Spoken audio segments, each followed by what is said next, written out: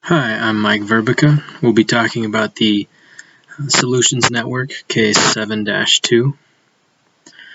It's about revenue recognition. Basically, the questions that we're going to go through are, what arguments is Sarah trying to counter? What is at stake? What about the 2017 transaction? What if the CEO doesn't want to back down? What does Sarah need to address? And what should she do if all else fails? Paul Henley, the CFO, wants to recognize revenue before the transaction is complete. His rationalizations include revenue and net income targets. The deal has already been signed. As controller, Sarah needs to support the company and not be insubordinate. The transaction meets the company policy on revenue recognition.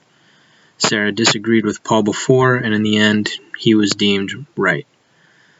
So those are basically the questions that Sarah is facing. On the next slide, we'll discuss what is at stake. The company is at risk of missing its target for net income. So bonuses are at stake, as well as the auditor's trust. Sarah's job may be at stake. Sarah has an obligation to support the CFO, the CEO, and the company. She's expected to support the company's goals and targets. She also has an obligation to abide by GAAP and be truthful with the auditors.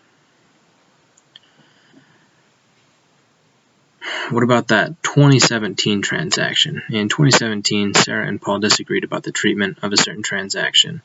In the end, they agreed on Paul's method. Sarah didn't necessarily feel comfortable about it, but it all worked out in the end. Should that affect how Sarah treats this situation? Well, a prosecutor can't use prior convictions as evidence of guilt on future charges. After flipping a coin and getting head 10 times in a row, the probability of the 11th toss is still 50-50. Although the past is the best predictor of the future, past returns in the market are no guarantee of future returns. Basically, what happened previously doesn't dictate how the current situation will play out. It's a slippery slope to let one decision guide the next. So what if the CFO doesn't back off? Sarah talked to a controller friend of hers, Shannon, who suggested she explain to Paul what her ethical obligations are. This is solid advice that I think Sarah should follow.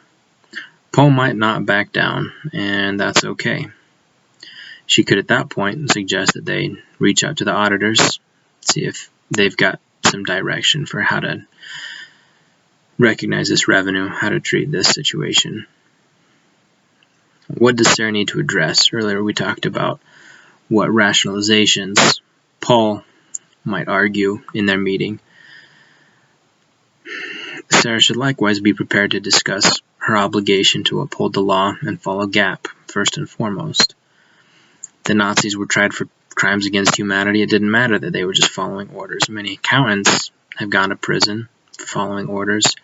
If the CFO won't listen to Sarah's concerns, she can escalate the issue to the CEO, the board of directors, just keep running it up the flagpole. And what if none of that works? It's not worth going to prison. It's not worth even compromising your integrity. If no one will listen to your concerns, if everyone insists you should just be a team player and recognize that revenue early, quit. You don't want to associate with that kind of organization.